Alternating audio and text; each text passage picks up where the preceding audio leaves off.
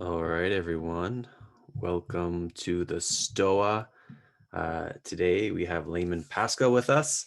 I'm quite excited about this. Layman runs the Integral Stage podcast, and he's a part of what all these cool kids call the hyper conversation, chatting with the likes of John Vervaeke, Greg Enriquez. And he's like the guy in Integral. At least that's when I think of Layman. I think he's the guy in the Integral scene. And when he was on Rebel Wisdom recently talking about the history of Integral or the current state of it, I thought, like, it'd be really cool to have a slide presentation with Layman at the Stoa talking about the history or prehistory and history and future of integral theory. We had a really wonderful presentation on circling that kind of went through the whole history, and it was quite great. And I thought it would be cool to have something like that for integral theory and perhaps every mimetic tribe. Someone who's really embedded in it could give like a bespoke history on it. So how today's going to work, I'm going to tag in Layman in a moment, and he's going to share his thoughts and do a presentation for about 30 minutes. And then we'll go into a Q&A for the rest of the time we have, about an hour in total. If you have any questions, just start throwing them in the chat anytime. I'm calling you, unmute yourself, ask your question to Layman, and this will be on YouTube. So if you don't want to be on YouTube, I will read your question on your behalf. So that being said, welcome to the Stoa, my friend. I think this is your first session at the Stoa. Yeah, it's terrific. And I love your use of the new David Lynch Donovan song. All right, I'll see if I can share a screen here. All right, slideshow, start from the first slide. All right. Hi. My name is Layman Pascal. Rather than introducing myself, I'm going to cleverly scatter myself through the chronology so you'll get to know me bit by bit. This is the prehistory, history, and future of integral theory. I know integral theory is a bit of an ambiguous term because people aren't always sure how much it's linked to a specifically branded terminology associated with the philosopher Ken Wilber versus how much it might be a general concept for a kind of inclusive meta thinking and developmental multi-value postmodern cultural movement that could go by many names. So I'm going to give you my take on how the former fits into the latter. For me, and not only me, integral theory is a main, prominent, useful example of an integrative meta theory. So we'll go ahead, we'll have a playful history of ideas, events, and phases, and I'll just first do a general touch in on what the heck the overall idea is. So here's the famous Aqua integral theory map. This is the current standard version of the integral model. What does that mean? It means this is the general arrangement of the things we think you would need to include in order to have an inclusive philosophy that doesn't destabilize itself or bite you in the ass later because you left out something important about the world. What does integral theory mean in its broadest sense? It's an attempt to isolate and coherently integrate the minimum types of perspectives necessary to validate the maximum number of perspectives. If that means anything to you. Why would we want to do that? Partly to signal our own wonderful integratedness, but also because it can start to provide community tools for a more inclusive, more workable cognitive operating system may be appropriate to a trans-relativistic, meta-modern, thriving-oriented human civilization. The way we do this, generally speaking, is we draw upon patterns of insight that commonly emerge in the thinking of interdisciplinary meta-level big picture analysts in different domains. So we call it an integrative meta theory, but really it's a meta-meta theory because we're creating it by assimilating, clarifying, and coordinating insight structures from meta theorists and integral thinkers. Who are these people? Well, that brings us to prehistory. Here's the Ken Wilber source, as I imagined him when I was a teenager reading his books for the first time. We're going to run our clock back into the mists of primeval time and go through some of the major phases of the emergence of integral thinking. So first, where did we go here? There we go. Classical attempts. Throughout history, individual mystics, ponderers, shamans, and primitive natural philosophers generated their own idiosyncratic maps of multi-domain experience with a high degree of density of resonant connections. Obviously, these maps vary in their credibility and robustness, and they frequently need to be rethought. However, through multi-generational peer experimentation, often within esoteric lineages, these Mandalic reality maps have often been pared down into forms that are more generic and broadly applicable. Things like the alchemical, Kabbalistic, Tantric, Vedic maps of psychocosmology, all the big ancient multidimensional integration maps. That's where the story begins. The next step is to have some serious thinkers try to rationally explore these traditional supermaps of experience and tweak them. So we get Nagarjuna, who I translate as Lord Whitesnake, people like Plotinus, Bruno Spinoza, Paracelsus, Leibniz, Pico de Mirandola, many, many more. Individual minds combining their reasoning skills and new information with the tradition of these celestial supermaps and natural mandalas. So here we see the daring, rational alchemist poking his head out into the vision logic metastructures of reality. But we're not there yet. This is good stuff. This is profound stuff, but it's still missing a few things that we think now need to be in a comprehensive map. Things like deep time, evolution, multiple perspectives, and multiple historical cultural contexts.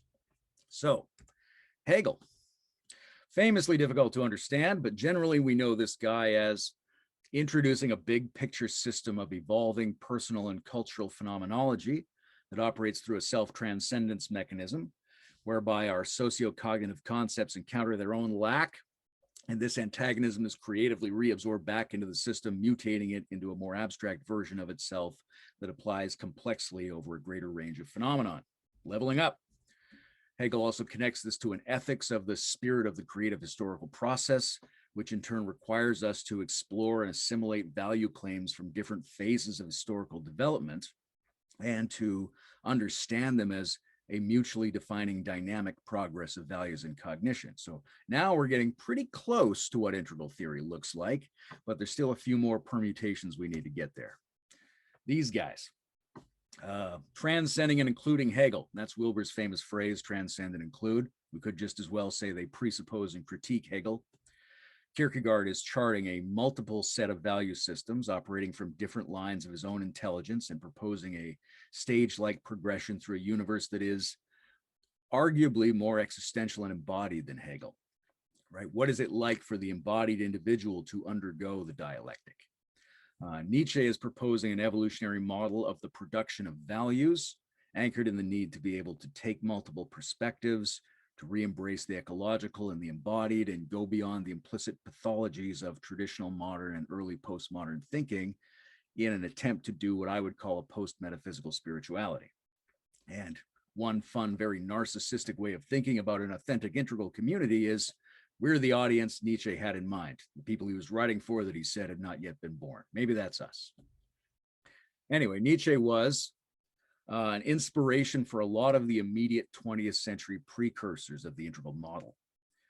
Here's Teilhard de Chardin, who combined Nietzsche, paleontology, and mystic Catholicism to produce his phased cosmological history, moving simultaneously, subjectively, and objectively through geosphere, biosphere, noosphere toward the omega point, a God we help to birth rather than just believe in. Here is Sri Aurobindo, whose integral yoga is often cited as the source point for the use of the word integral. He was an Indian mystic who studied science and Nietzsche's philosophy in Europe before going back and trying to create an evolutionary synthesis of all the schools of Hindu yoga, as well as rational modern science disciplines. So these guys are all big picture evolutionary, integrative, ecological embodiment thinkers validating multiple states of consciousness and multiple stages of development. And there's a lot of these guys out there. They're sort of laying around to be taken advantage of. Here's a couple more. Whitehead gives us a simultaneously subjective and objective unfolding process universe. Gebzer gives us the notion of the integral aperspectival culture that's emerging. And he also gives us the standard take on basic stages of anthropological social paradigm emergence. There's so many people involved in these kinds of projects at this time. I can't mention them all, but I would like to mention Maslow in particular, another big Nietzsche guy who gives us what we would now call a focus on healthy psychology, human development, and a nested, leveled, emergent hierarchy of needs to which our cognition can be adapted. Here's a sort of unsung tributary stream of integral thinking that means a lot to me. Highly idiosyncratic developmental philosopher Gurdjieff. He proposed a pro-science psychocosmological evolutionary model of human maturation for different types of people that involves integrating different lines of intelligence to produce higher and deeper ways of being in the world. That was formalized more intellectually by his student Ouspensky in books like A New Model of the Universe and The Psychology of Man's Possible Evolution. Their student J.G. Bennett here, arguably the most integral theory theorist before Wilbur, really big model, classic separation of states from stages, ran the Institute for Ongoing Evolution, inspired a lot of people in the mid to late 20th century. So that's where we are, the mid to late 20th century, with all these proliferating sciences of human self-developmental well-being emerging. So what we've got at this point, this is where Wilbur's going to enter the story. We have the tinder, we have the gasoline lying around. It consists of a huge historical accumulation of emergent models of stage-like transcendental development in multiple modes. It consists of a growing sense of the importance of interdisciplinary studies in the academy, meta-analyses, and a huge public hunger for a sensible story that would provide meaning on the other side of rational disenchantment and pluralistic deconstruction. But, how does it all fit together, man? That's the project Wilbur's going to take on. Here he enters the story. This is a sampling of his books, though he's got dozens more. These are some of the main ones and a couple fun pictures of him. He's been wearing a wig lately for some reason. It's easy to overlook the fact that he's a somewhat stylish, conscious, playful human being. You don't always get that sense from reading his books. So now we're up to the history of standard integral theory, which is roughly from the mid-70s to the early 2000s, which is the period where we have a popular dominance of Wilbur's work in the obscure but highly promising field of transpersonal integrative meta theory. Also, this is where we get me. Although these shots are from the 80s, there's me as overwhelmed thinker and me as humorous crypto occultist. Now, the first thing that comes out, you got this guy, young white guy at university studying the intersection of physics and biology. He's working on quantum optics. So we know he's obsessed with vision, perspectives, illumination, lensing, and complicated puzzles. This is the kind of guy we're dealing with. But he's also obsessed with his own experience, like a lot of people are at the time. He's meditating. He's doing a number of different types of psychotherapy, and he's closely tracking the work of some radical big picture neo-tantric guys like Chogyam Trungpa and Adi Da. And he starts asking himself a pretty interesting question, which is, what does it look like if everybody's right? Right? Like, how does the world need to be if behaviorism, Jungianism, Reichianism, Buddhism are all partially correct? How does the world need to be if everyone's viewpoint is true but partial? And what kind of multi-system would we need to make, and how could we do that? So initially, the only way he can figure out how to link these things together is by making them relative to different stages or layers of the psyche. So if people mature through different stages of values, shown here, as Piaget and the other developmentalists have been indicating, then they need to adequately stabilize and transition at each stage, which means you're going to have a whole set of problems arising relative to each set of transitions. So you would then predict something like the arising of a cluster of schools of therapy or scholarship around the problems related to each of these transitional phases. So that's his first idea, the so-called spectrum of consciousness, right, which is a stack of psychological changes that justify the equivalidity of all the different major schools of psychology and psychotherapy, as well as some of the spiritual and existential pursuits. So that's a pretty good idea. Even now, 50 years later, it's not a bad idea. People immediately like it. Suddenly he's the darling of the transpersonal community to some extent.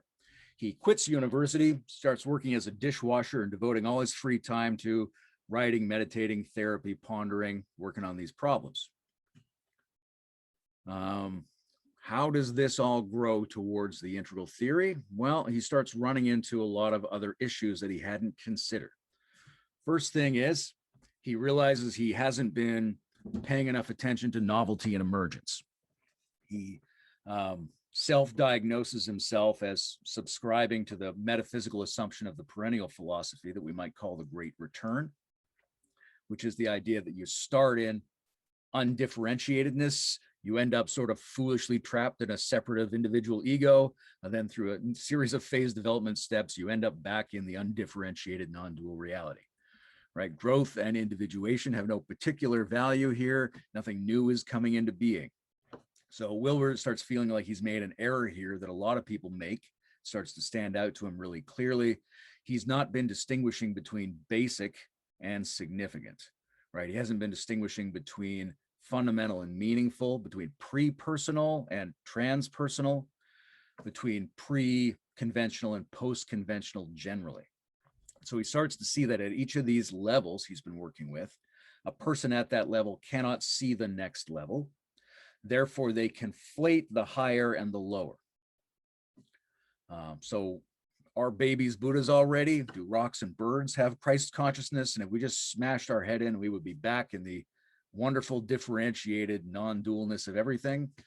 Well, at this point, no, according to the integral theory, right? We run into, where are we here? This is the baby as a Buddha.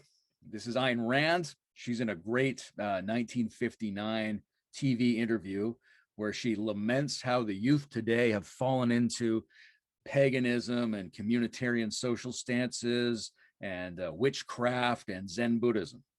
And when I first watched that, I'm like, how did Zen Buddhism end up on that list? And so you go, oh, of course, she doesn't know the difference between pre-modern and transmodern. That's the same to her, right? For me personally, that's my quintessential example of pre-trans in my own mind. So Wilbur puts out this book, Quantum Questions, which is an anthology of the spiritual writings of the founders of quantum mechanics, where he praises their mysticism and strongly denounces the New Age appropriation of quantum mysteries for regressive mysticism. He's drawing this emergence-oriented distinction. What do we got here? Arthur Kessler, great writer and thinker. Around this time, Wilbur absorbs Kessler's notion of the holon. If you don't know, a holon is a whole made of parts that are also wholes, and this whole thing could become part of another whole that might emerge, and that this is the non-oppressive naturalistic hierarchy model that we find in nature, that a molecule transcends but includes atoms, a body transcends but includes organs, stuff like that.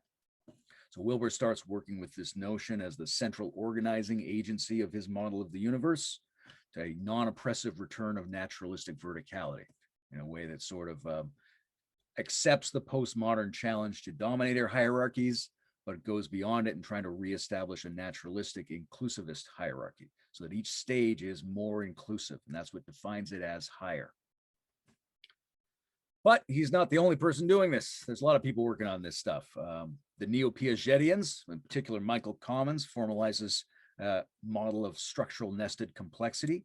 We've got Robert Keegan, where he's going to become the first chair of adult developmental studies at Harvard, but he's already working on his model of hierarchical individual self-formation. We've got Claire Graves. He produces his model by tracking the changes in self-reported values and worldviews over time. Comes up with a phased developmental model where there's one whole set he calls the first tier and a second set called the second tier, which consists of all the newly emerging scales that take all the previous scales into account recursively. That's what's going to go on to become spiral dynamics, which is closely allied or linked to the integral movement anyway, though that's debated.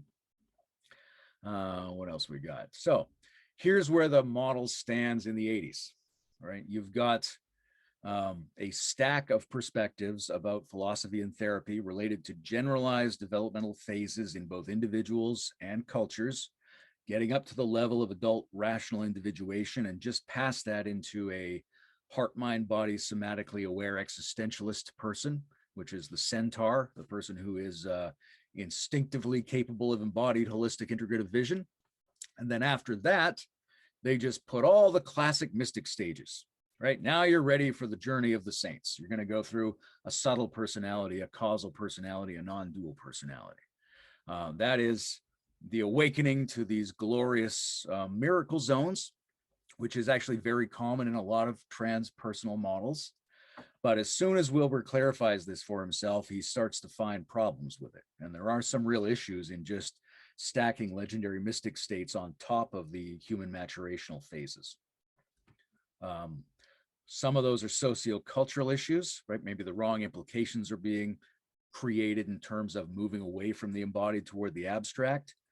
But some of the basic stuff is simply that anybody at any stage seems to be able to have these altered state experiences, right? Kids can sort of be the witness or go out of their body or feel blended into everything.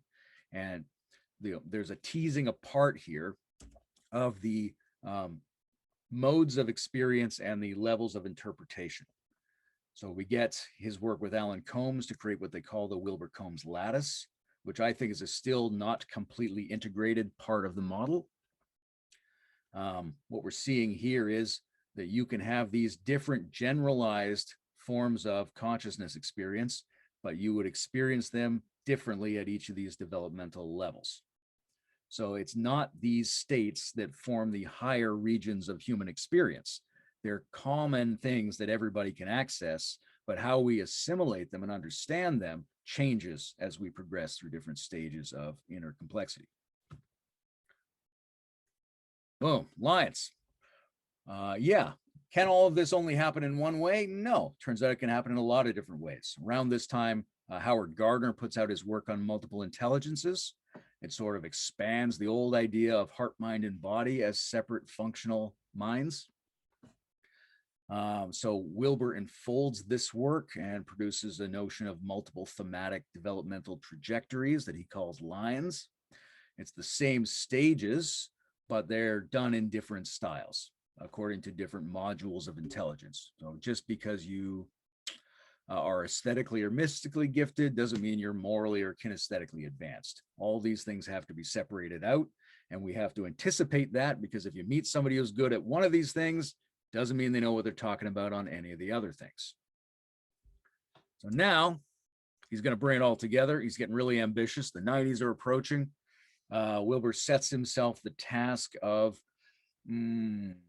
discerning the minimum set of philosophical perspectives found in human writings as he understands them. What he ends up with is probably his most famous mimetic contribution to the culture, the redundantly named 4 quadrants. So these are 4 general epistemological zones created by the intersection of interior, exterior, and singular plural. These co-fundamental epistemologies are equally valid magisteria that ideally should not interfere with each other and also should not get left out. So if you're familiar with Vervaeke's work, you're familiar with Enrique's work, you'll find it in there in some version. Really, once you get clear on what these zones are, you'll probably find it in most of your favorite thinkers in one form or another.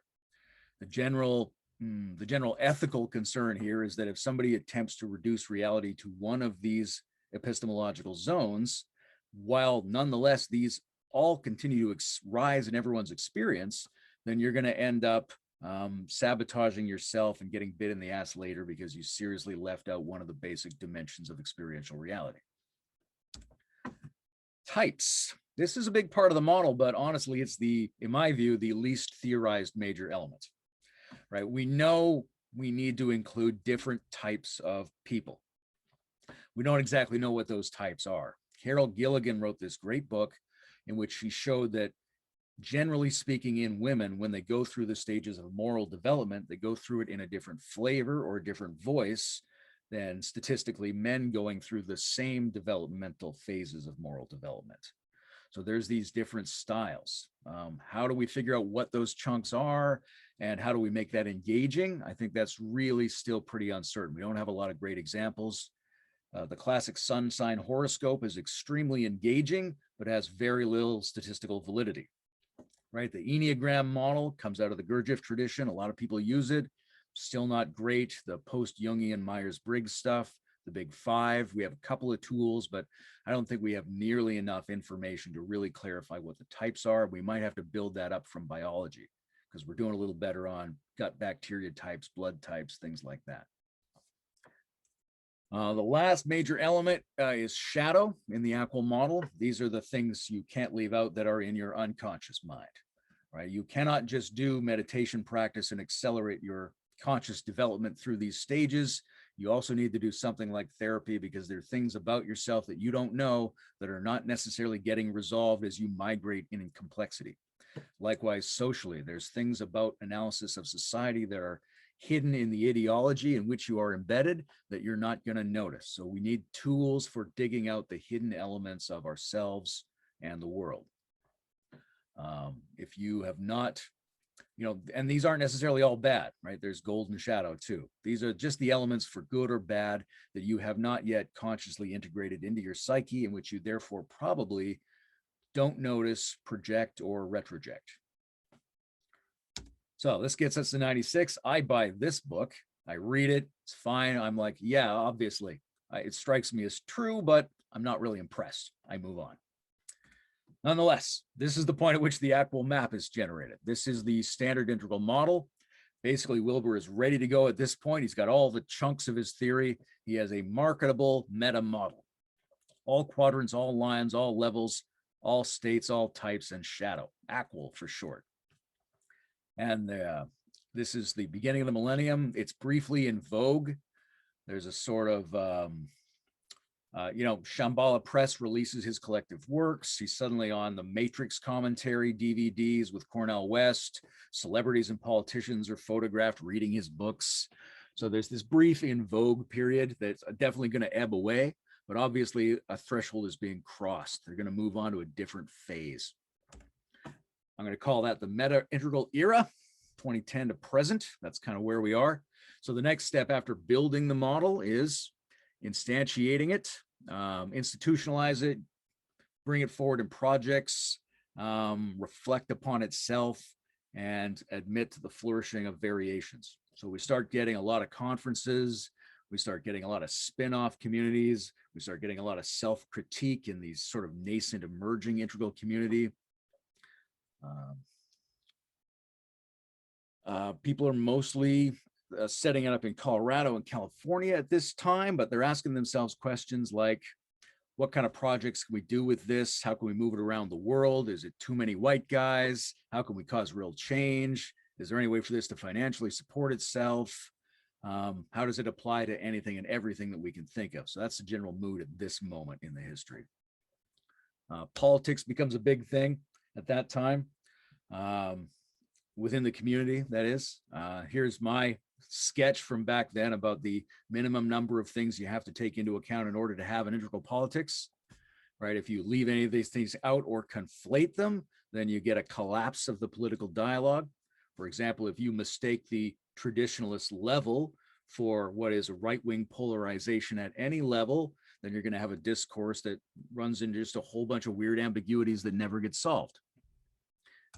Ecology becomes big. This book comes out and sort of unleashes a whole set of books, varieties of integral ecology, where they're trying to see how the ecological crisis can be viewed through all of the different dimensions brought forward in the theory. We're going to deal with the community aspect of nature, the subjectivity of Gaia. We're going to look at it as objects. We're going to see how nature shows up at different levels and how are those levels interpreting and or generating this crisis, things like that.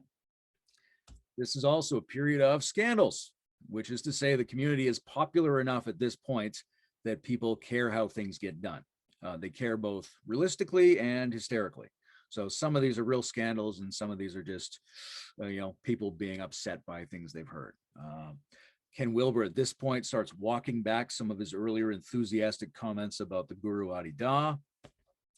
Andrew Cohen's community, which has a very strong relationship to integral and emergence and intersubjective enlightenment, uses a lot of integral terminology. There's a revolt in that community. They feel like Andrew is not handling it in a humanistic fashion. There's this guy, Mark Gaffney. He's the erotic Kabbalistic integral rabbi, but then a number of dubious sex things come out in his past, and Wilbur starts getting a lot of flack for how he handles it, which is, it's really pretty nuanced and balanced, but it's certainly not as strong an ethical stance on these issues as a lot of people would like. And whether that was handled correctly or not is still debated in the community. the questions going on in the community about what it is really come to the fore. For me, this terminology sums it up, right? We start to realize very clearly that these levels do not describe what a person is talking about. It describes what a person is living. So you either inhabit sort of an integral or meta level experience of the world, or you don't, but just have the terminology, right? A person could say all the things in integral theory and not be integral, or a person could be integral and never have heard of the theory. So we've got to make that distinction and know who we're talking about. That's related to this distinction, style and content, which is anybody at any level can use the forms, can use the content of any other level, right? A barbarian can use a nuclear weapon, even though he can't build one. And dogmatic zealots can use the terminology and concept set of postmodern pluralism, even if they can't really generate it and don't really understand it. That aspect I mentioned because I think the theory has a built-in critique of wokeism, which is the use of what we call the green pluralistic terminology of insights, but using it from a lower conformist or barbarian stance. So the key thing is that these levels are not indicated by someone's verbal confessions about what they value and how they think the world is. They're indicated by the style in which they make any of the claims that they make. Wilbur is still continuing to write all through this time. His books are, he's getting older. There's a lot of it's redundant content. If you know the ideas, you're going to hear them just regurgitated, but in slightly differently packaged forms and aimed at different audiences. Right? About religion, about Buddhism, about meditation, about Trump. He's trying to bring the ideas to bear in different zones. Also, they start working on a movie about him, which is coming out this year. Maybe it's already come out. I'm not really tracking that part. And the Diaspora. So this is the last 10 years, essentially. The community becomes really aware that there are these other communities that overlap a lot in terms of both the ideas and in terms of the people that they appeal to.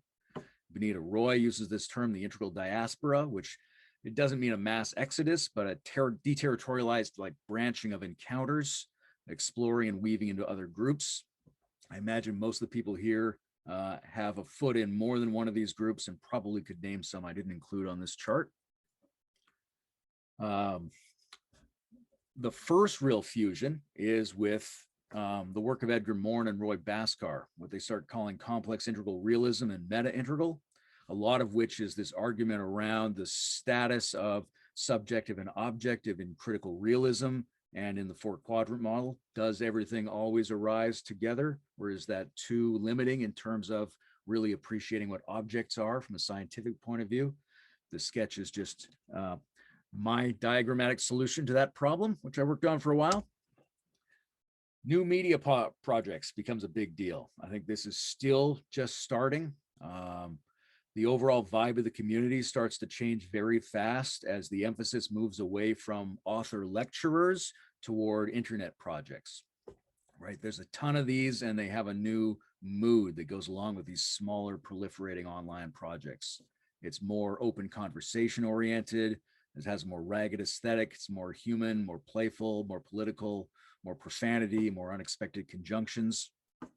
So you mentioned Bruce Alderman and I look after the Integral Stage, which is a set of interview series. One of the ones we do is the Meta Podcast, where we're specifically focused on who's doing this stuff in any of these overlapping communities in terms of podcasts, virtual dojos, cyber convening, digital conferences, all that kind of stuff, including the Stoa. Some of the psychological projects, intellectual projects that are still going on. There's a lot of work building on Wilbur's use of human pronouns, I, we, it, and its, famously, to categorize these different epistemologies. So this is my compass, sort of adding a few more and expanding it beyond the square into a circle. Sophia Speaks is Bruce Alderman's book. He's done a lot of work on integral grammatology. He and I have both worked a lot with prepositions as sort of an underlying structure of the types of perspectives that are available. Fits in with my Metaphysics of Adjacency, works really well with Alexander Bard's Membranics. Proliferating models, my coax model. There's the integral cube from Lex Neal. It's complicated and has an interesting set of interactions with physics. New political movements, Jeremy Johnson's integral left movement. the growing awareness that this isn't just intellectual fun and games, that we're facing a generalized meta crisis that you need a really big integrated multi-perspectival picture in order to handle. And without plugging Schmachtenberger too much, obviously, I think we're at a point where all of these meta communities have to be consilient and converge around key shared attributes, sense-making strategies, and non-oppressive personal and cultural development accelerators. Like, what have we all got in common? Where do we usefully counterbalance each other? And how can we mobilize and propagate more usefully constructive patterns in all domains? All right, so we're up to date now.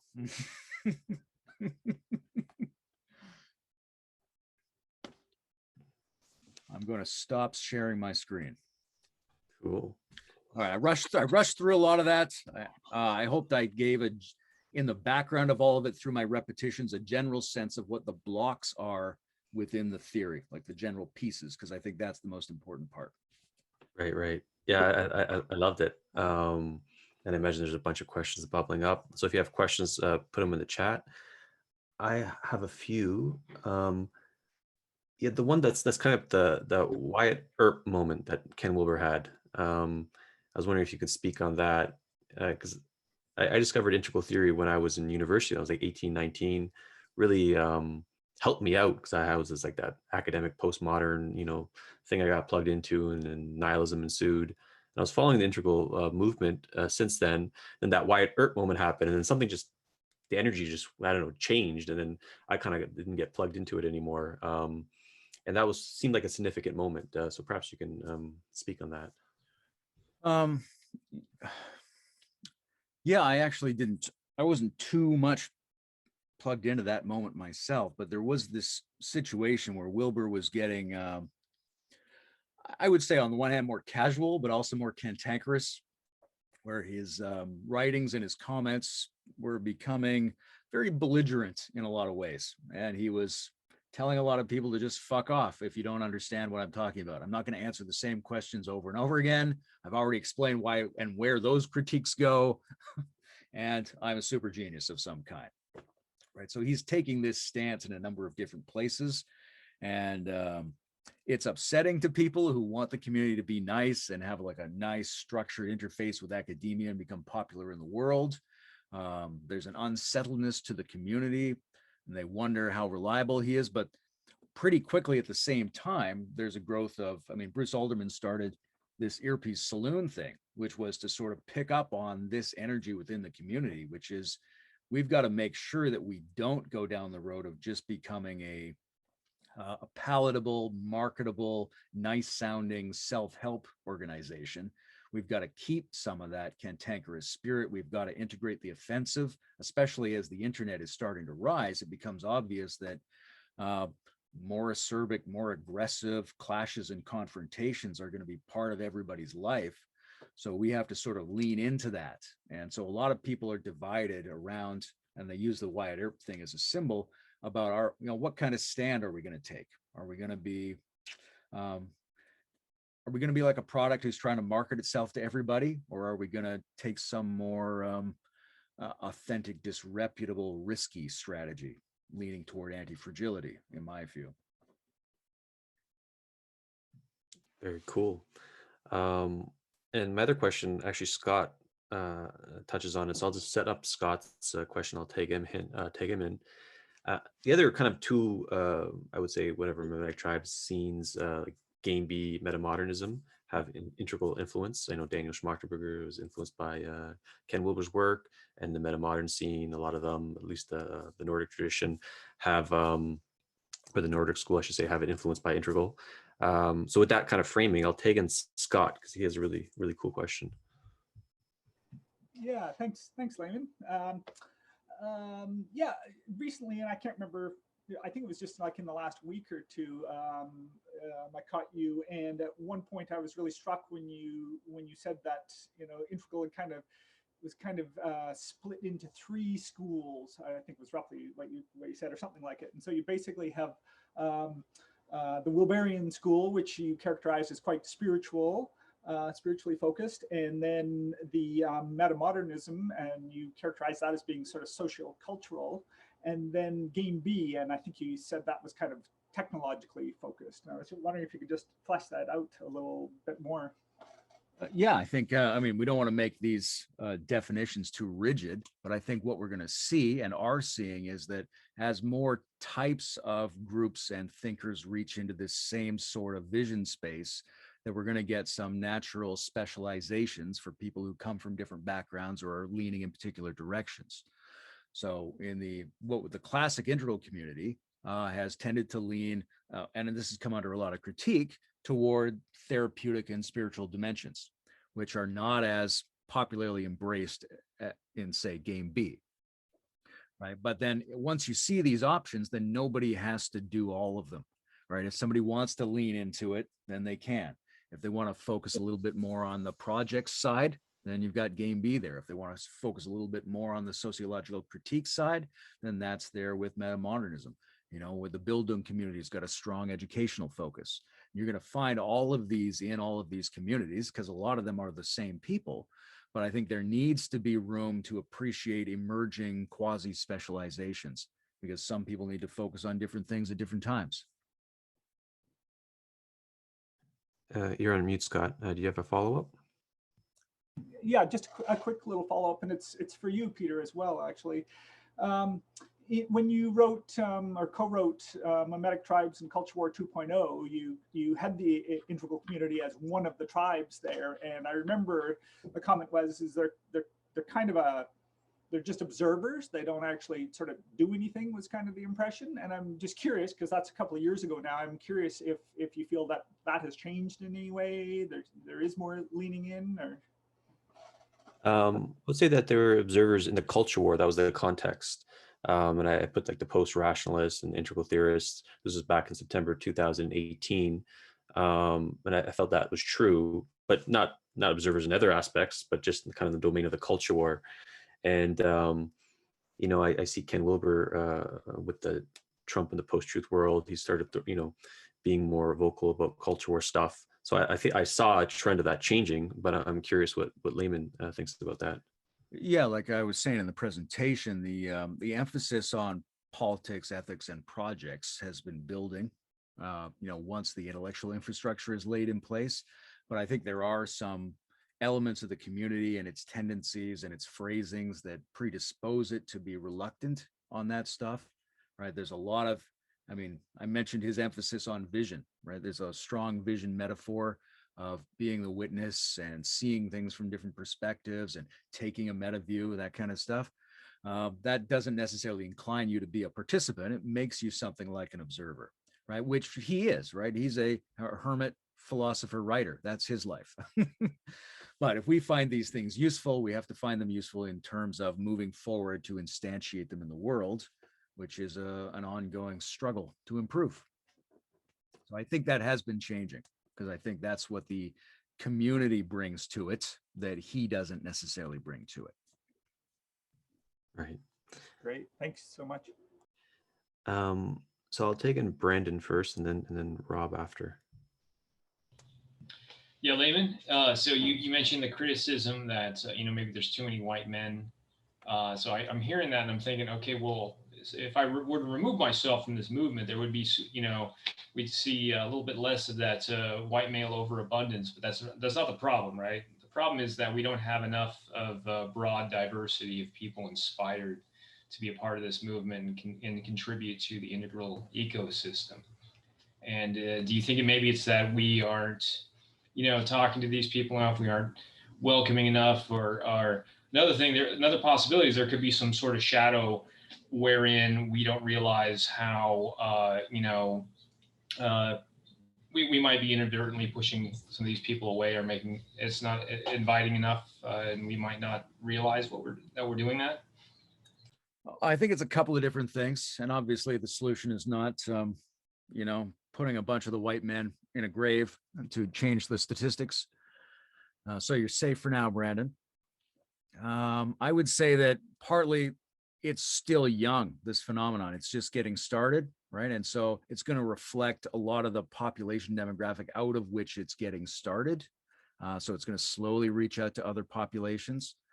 I think there's definitely some stylistic problems, or maybe I wouldn't call them problems, but they predispose certain kinds of environments and communities and interaction styles.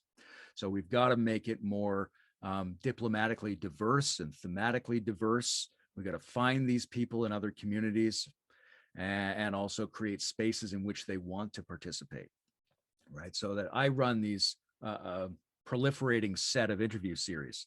On some of them, like, let's talk about meta models. It's very hard to get women to come on, even if they have a great meta model. On the other hand, I have a sexuality series. It's really easy to get women to come on and talk about sex because it seems maybe more real, more engaging, less like they're putting themselves on a stage as the promulgator of an idea set. So there may be different moods for different types of people. But I think one of the things we need to appreciate is not everybody has to look like they're showing up. So sometimes you have discussions in any of these communities and they say, well, where are all the women? Well, very often they're in the same house, right? And they're going to have a discussion with the person who was on camera, but they don't necessarily feel like they want to be on camera. So there are ways in which people are showing up and they're active and they're part of this meta community, but that doesn't mean they always have to be the person in the visual discourse space. So we need to take that into account a little. Any follow-up, Brendan?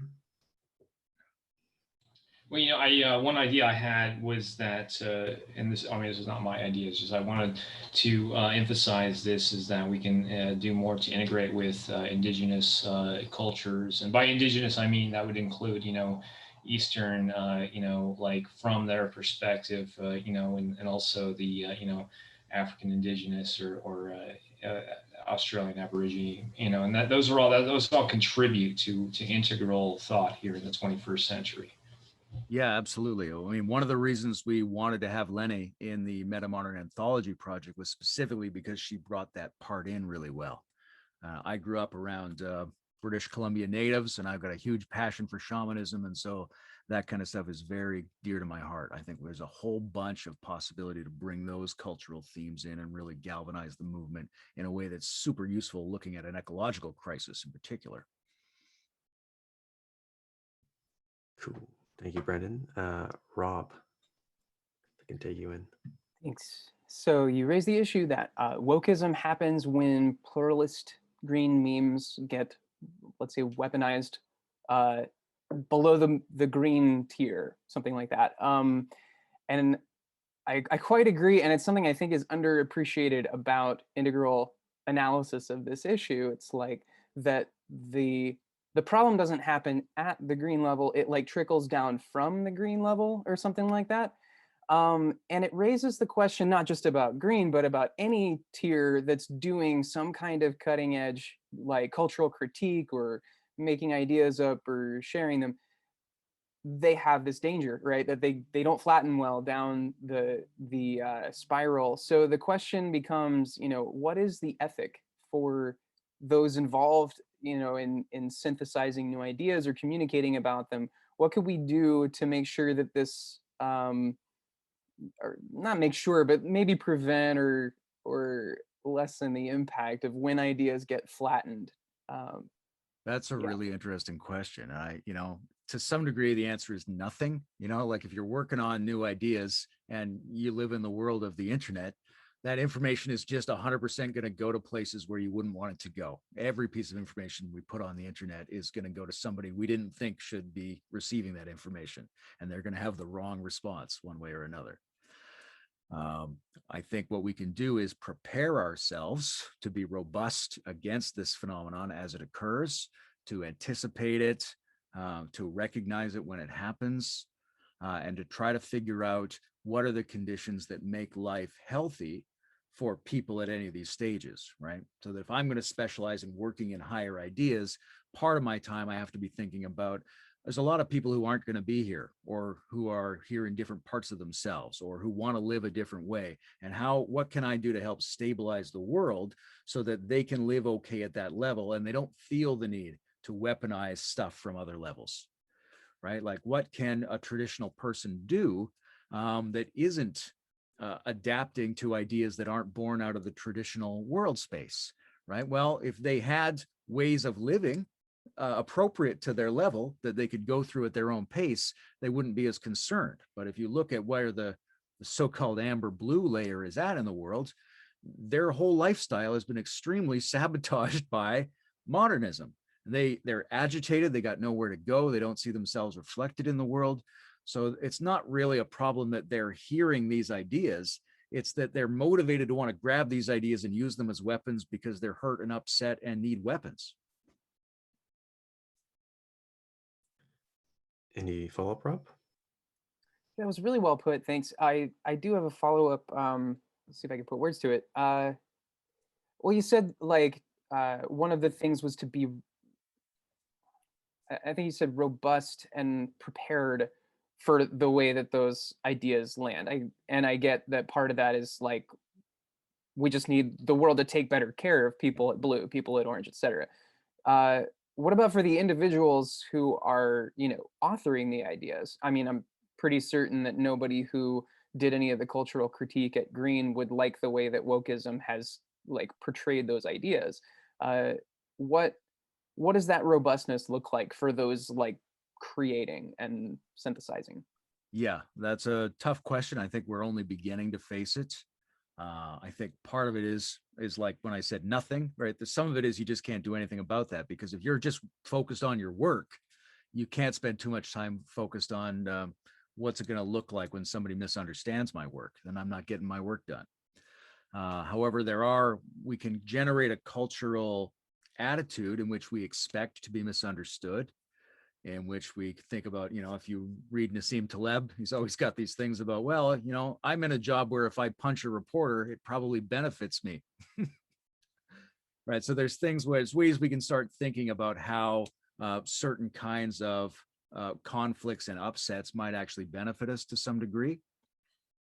But generally speaking, because of the limitations of the levels themselves, there's not a lot of room to protect it in advance, right? Like if somebody is at the green pluralistic stage and they're bringing forth these ideas in a really authentic and healthy and profound way, at least in some part of their life, they don't yet have the meta pluralistic frame where they would be able to see that against other people. And even if somebody from the meta pluralistic frame came and said, hey, you should really phrase this slightly differently so that it hits really well in all these other communities rather than misleading them, they're not really going to see or feel that need as strongly as we would want them to.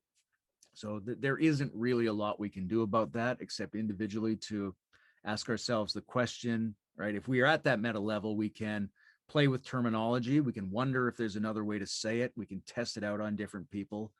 But by and large, you've got to make the world better for people so that they don't feel the need to misuse their misunderstandings, because there are always going to be misunderstandings. Cool. Thank you, Rob. Do you have time for one more question, Layman? I know we're scheduled for... Yeah, good. I'm not in a rush. If we need to even go over a little, I'm fine. Cool. Perhaps 10, 15 minutes afterwards. Evans, let's take an Evan McMullen. Hey, so Hey, good to see you again. So my question is related to what you were speaking of on the integral politics. And so something that I feel like is a concern for me in this area is I'm feeling that there might be a sort of bias introduced due to a sort of founder effect, since the majority of people into integral are going to be on our current conception of the left, right? Which is not a particularly integral way of viewing politics, as you pointed out in one of your graphics. So this founder effect, whereby the people creating integral politics will be on the left gravitationally of the current political divide, means there's also going to be more idea exchange and shared projects and coalitions with other people in the, well, non-integral left.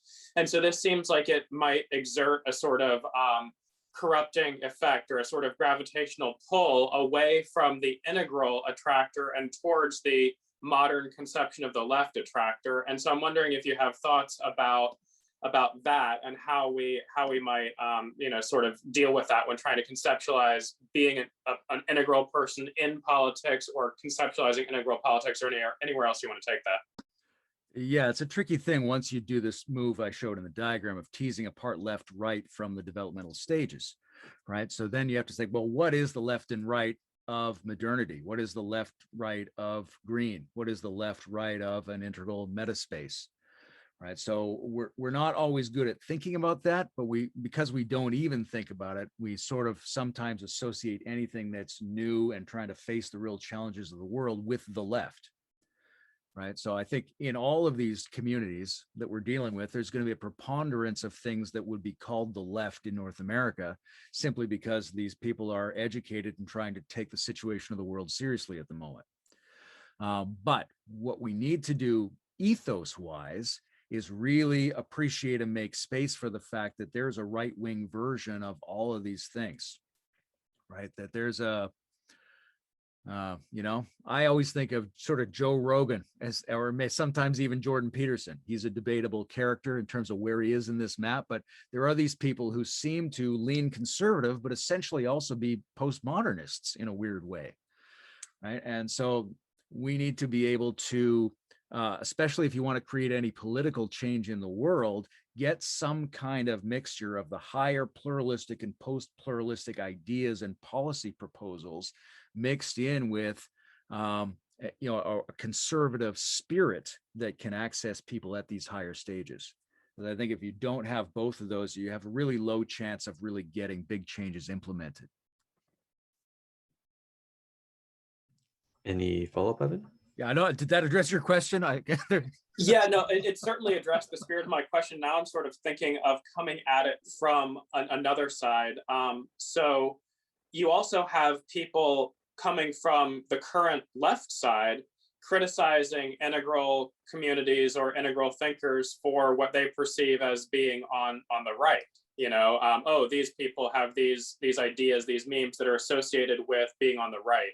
And so I guess my main concern here, my main driving force behind this questioning is it seems to me that the whole concept of what it would mean to have an integral politics would be more process focused than outcome focused. At least that's the sense that I'm getting for this, right? That, okay, are we processing and coming to conclusions in a way that's more integral or not, right?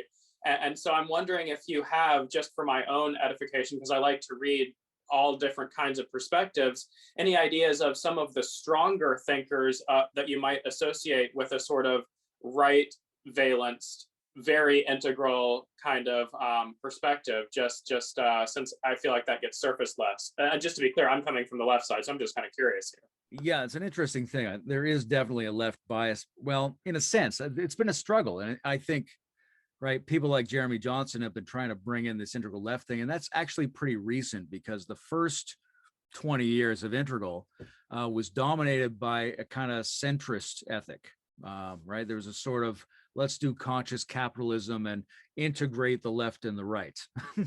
But I think the challenges we're facing globally more and more, it becomes obvious that things we associated with the left are sort of actually the minimal thing we need to do, or is actually the center position of a higher stage. In terms of people who I personally associate with as higher level, more conservative thinkers, Brian Doherty is a really good one with his notions on panarchy. I mediated a debate between him and Brent Cooper. A lot of classical guys, right? If you read Edmund Burke, if you read Nietzsche, you got, oh, well, this is a high level conservative thinker, right? Nassim Taleb, I'd probably put him in that category, right? I'm not saying he's integral, but you're getting at least a postmodern conservative reading of critical awareness of the current world situation and how we should behave. And yes, a lot of it is process. It's not all about process, but that's the first piece, right? Because we don't always know what the answers are. So first is what an integral process is, but if integral processes commonly produce the same kinds of conclusions, then we can go, well, those are integral type conclusions to these problems, right? And also a lot of politics, a lot of change is about creating the spirit of the ethos and not just correctly figuring out what the correct implementations would be, because a huge amount of it is cultural. Politics is downstream for culture, and unless you figure out how to bring those people together in a way that they can mutually affirm each other's differences, then we're kind of fucked. Thanks, Evan. I'm looking through the chat. Ron, I think you had a question on Jung. Yeah, thanks. I hadn't quite formed it yet. And Layman, it's sort of hard to word this, but I think you'll know what I'm getting to. To me, I think that maybe the most key thing in the future of integral is kind of merging the Wilberian integral with a more Jungian sensibility. And I think, this is an overstatement, but there used to be these integral wars in the integral academia world where Wilbur would point to some theorist and say, you're elevating magical stuff into the trans-rational inappropriately. And they would say to Wilbur, you're diminishing a lot of trans-rational, transpersonal stuff and calling it magical thinking. And those people had more of a Jungian view. And I think that the Jungian sensibility, even though he's given lip service to Jung, has been missing in the Wilberian circles. And it seems to me that's what's wanting to make a comeback, is that kind of that feeling into that more enchanted, magical, mythical, giving due course to tradition, and bringing that in with integral, which I tend to agree that Wilbur did maybe has diminished or degraded that to some degree. So I'm wondering if you have any view on that at all, and how you see that, and if you see any of this integration maybe happening. I do. I mean, I agree with all of that, basically. I think the way Wilbur's expressed himself about people like Jung and about people like Joseph Campbell, he's trying to make a distinction, and I think he's trying to make that distinction relative to the people he hears who are really interested in those things. He's trying to clarify a pre-trans distinction where we can't get too carried away mistaking stereotypes for actual archetypes. However, I think those thinkers, I think Jung and Campbell in particular, are not really guilty of the things that Wilbur has accused them of. That those accusations are maybe more true of some of the people in the world who are just enthusiastic about these thinkers. But I don't think they are presenting a pre-rational model. I think they're very distinctly presenting a post-rational use of mythological forces, right? So the danger with that is, if you think of the mythological structure as basically being concrete truths about the world, then that's a pre-rational phenomenon. But if you accept them as poetic resonances that are useful for our thinking and useful for our being and useful for our mapping of the cosmos, then that's totally compatible with rationality, and therefore can be a legitimate trans-rational layer. And I think people are opening up to that more. And I think the model sort of presupposes that sort of insight that we associate with a guy like Jung is a natural occurrence for people at a certain level of their own maturation. So I think to get a healthy sort of archetypal collective consciousness, mythological, multidimensional exchange on these things, and to use that in a healthy therapeutic way, that depends upon there being people who are capable of authentically experiencing that and seeing into it and affirming it, and finding others who also see that and exchanging with them. And I think that is starting to happen. I think there's a significant return to therapeutics in the integral community. And also, like we were saying earlier, a real strong awakening in the integral community, as in other communities, of the need to reintegrate, clarify, and upgrade what we associate with indigenous cultures and indigenous worldviews and the whole magical dimension. And how do we do that in a way that is not regressively primitive, in a way that opens us up to something new? That's a really leading edge question in all these spaces, right? We're looking for the shaman is seeking today the trans-noospheric biosphere, not the pre-noospheric biosphere, so to speak. I don't know if that makes any sense. That's how I think about it personally. But yeah, I think we're opening to these things much more now. And I think his critiques were a little unfair. Cool. Any follow-up, Ron? Yeah, I resonate with a lot of that. And it strikes me that if we've built that sovereign rational self to keep an eye on how we're dealing with reincorporating the magical, then it's not a danger. It's tricky, but it seems even hanging out in circles like this, that's what I feel is wanting to happen, this kind of more enchanted, magical something, and the whole Peterson phenomenon, I think, is a sign of that as well. So yeah, and I know it's tricky because you can also fall right into the magical hole as well. So yeah, I don't know how that's all gonna like I was saying flesh out. before, what we really need to do is understand that these things are about the style of the enactment and not about the content, right? So if we're dealing with magic, it's not about whether we're dealing with magic or not. It's about how we're dealing with magic, or how we're dealing with politics, Right. or how we're dealing with barbarism or something like that. Yeah. You could do it at a higher level, you could do it at a lower level. And if somebody's just scanning the content, they won't see that distinction. Right. Yeah, I know what I was trying to say was Hansi has a nice little thing about this, which is at the second tier, we can let in magic back in a little bit at a time, is the way he puts it, which is kind of a nice way to think about it. Yeah, and that's also related to the typology question, right? Which is that for some people, that's just a nicer, more natural way for them to approach all these things. But there's other types of people for whom they just don't find that very engaging. Cool. Thank you. Thank you, Ron. Alex Warren, you still here? If you can unmute yourself. Yeah, I'm here. No, so that was like similar type of question that I was wanting to ask about. Is just in my personal experience relating to people that are experiencing things that to me are like magical in a way that I think where I just want to disagree with them. And so I'm really just in the question from a very practical point of view, like what does that look like to relate to magic? I don't know, and shamanism. I guess I'll just say that and see what comes up for you. Well, huge question. Also, love the shirt.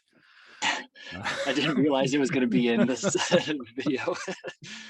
I mean, from the point of view of integral diagnostics, the question is, how are they interpreting it, right? They could be interpreting it in a very primitive or a very rich and sophisticated way, right? So one of the things you can ask yourself is, what actual interpretive operating system, what style of relating to these things is this person deploying? Because that might make a big difference in terms of what it seems they're talking about.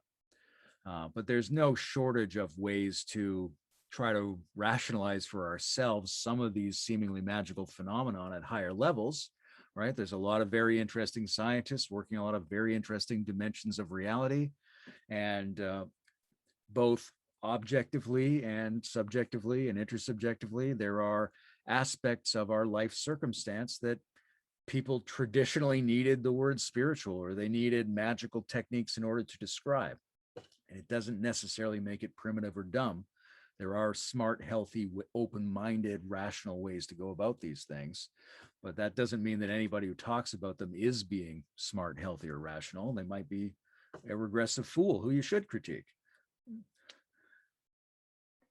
Well, I noticed that people, I would be in the mode of being like, oh, that is a regression to, but nonetheless, it seems to be really useful or fun. It's really that it strikes me as fun and enjoyable in a creative way to relate to life situations.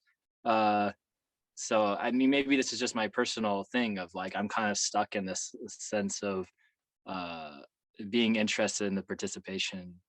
Well, my personal take is that participatory shamanism of some kind is the necessary future of spiritual enactment on this planet. Like, we need whatever we're doing in terms of development and higher aspects of ourselves.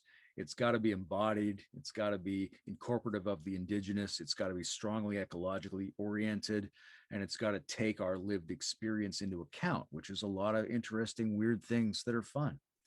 And part of that is, and here's an important thing to remember that I didn't cover so much in the presentation. Each of the levels incorporates the previous levels. None of them go away. They don't replace each other.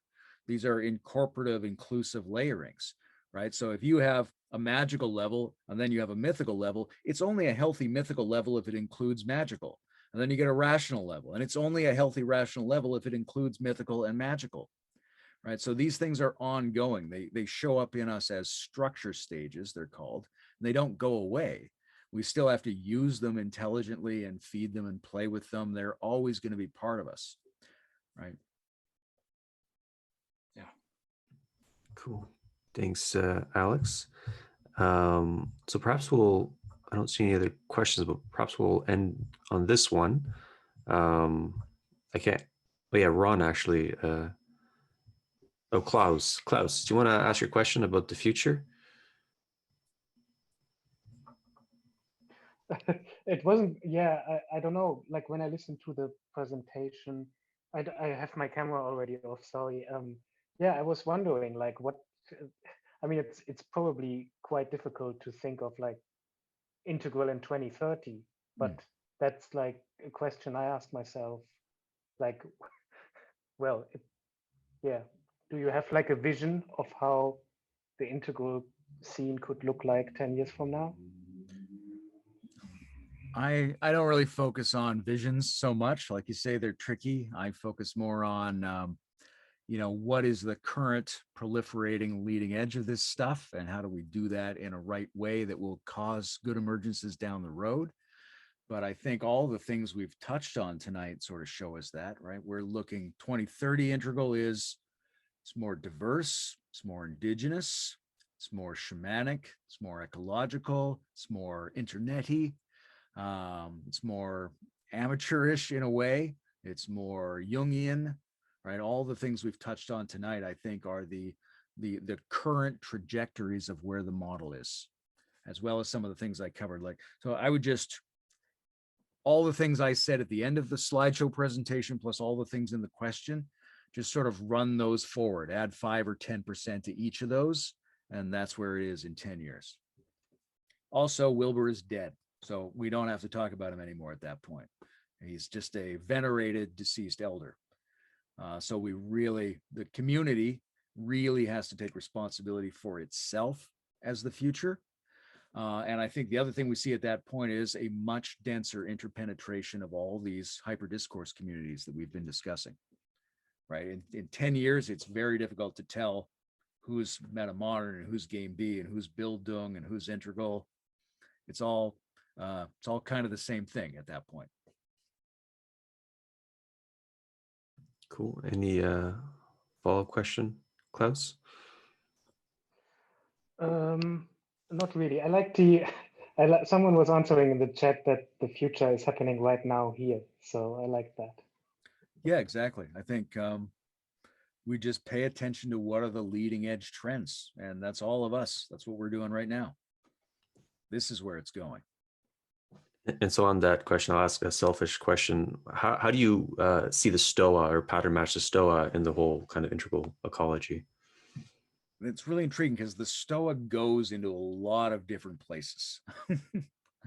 I appreciate that. And I think I think a project like the Stoa can continue to go forward and grow, and it's going to continue to find that it has, I would say, it would find deep recurrent interlinkings with these other communities, particularly with some subsets of the integral community. But I think it's got a nice flavor. It's got a nice mood. I think the way you handle it is really good. And I think there's a spirit that emerges around the Stoa, whether it's presenting a so-called integral level person or not, that is the exact kind of mood that I want to see more of going forward. Cool. I'll take it. The Stoa, the delicious Stoa. So I think we'll end here.